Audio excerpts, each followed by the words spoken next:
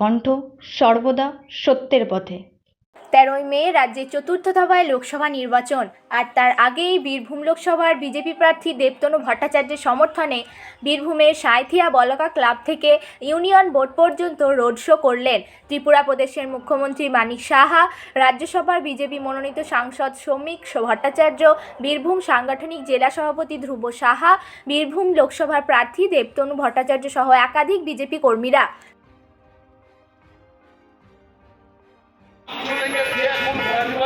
নির্বাচন কমিশনে যখন যাওয়ার দরকার আদালতে তখন এই নির্বাচন কমিশনে, আর যখন কমিশনে যাওয়ার দরকার তখন চলে যায় আদালতে।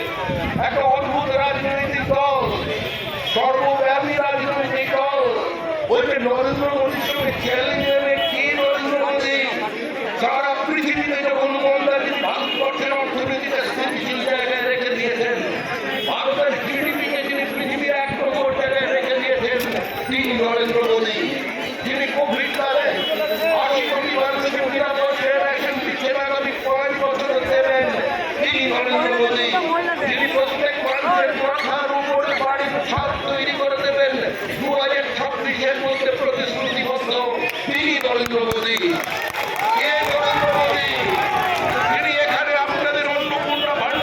ব্যুরো রিপোর্ট, বীরভূমের কণ্ঠ।